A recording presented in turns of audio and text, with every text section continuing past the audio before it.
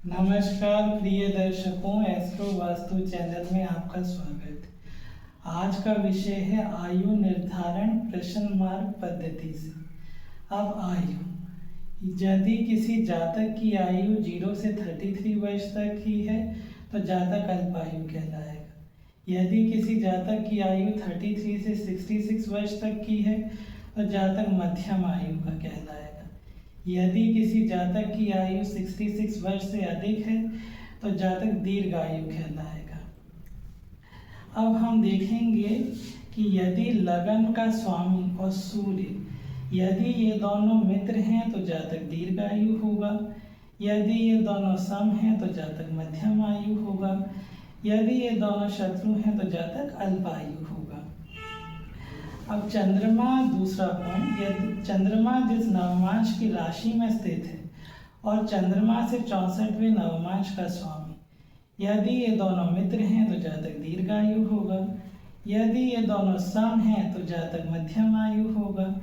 यदि ये दोनों शत्रु हैं तो जातक अल्पायु होगा। अब तीसरा पॉइंट, लगन का स्वामी और उससे अष्टम भाव का स्वामी, यदि ये दोनों मित्र हैं तो जातक दीर्घायु होगा। यदि ये दोनों सम हैं तो जातक मध्यम आयु होगा। यदि ये दोनों शत्रु हैं तो जातक अल्पायु होगा। अब चौथा पॉइंट, D1 चार्ट में चंद्रमा जिस राशि में स्थित है और उससे अष्टम भाव का स्वामी, यदि ये दोनों मित्र हैं तो जातक दीर्घायु होगा। यदि ये दोनों सम हैं तो जातक मध्यम आयु होगा।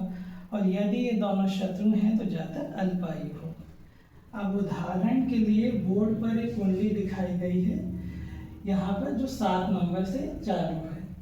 अब लगन का स्वामी जो है इसमें हो जाएगा शुक्र और सूर्य, ये दोनों जो है शत्रु हैं, अतः जातक जो है अल्पायु होगा। अब दूसरा पॉइंट, D9 चार्ट में हम देखेंगे कि चंद्रमा जो है 12वें भाव में 7 नंबर राशि में स्थित है, तो इसका स्वामी हो गया शुक्र।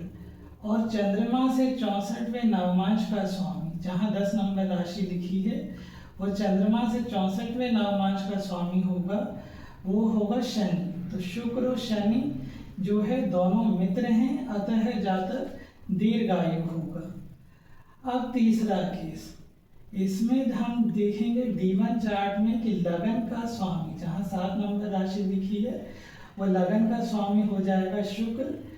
और इससे अष्टम भाव का स्वामी, जहाँ 2 नंबर राशि लिखी है, इसका स्वामी भी हो जाएगा शुक्र, जो पंचम भाव में बैठा है।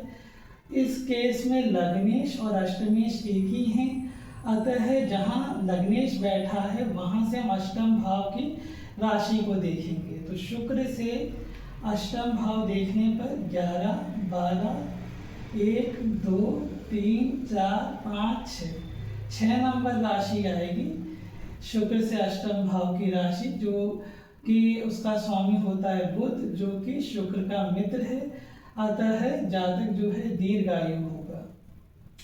अब चौथा पॉइंट, चंद्रमा जो है यहाँ पर 7 नंबर राशि में बैठा है, जिसका स्वामी होता है शुक्र। और चंद्रमा से अष्टम भाव की राशि आएगी 2 नंबर राशि, इसका स्वामी भी होता है शुक्र, अतः जातक दीर्घायु होगा। अतः 4 में से 3 केसेस में जातक दीर्घायु आ रहा है, अतः जातक दीर्घायु होगा। आपको हमारा कार्यक्रम कैसा लगा, इस पर अपनी राय जरूर दें। यदि कार्यक्रम अच्छा लगे तो लाइक, शेयर और सब्सक्राइब करें। धन्यवाद।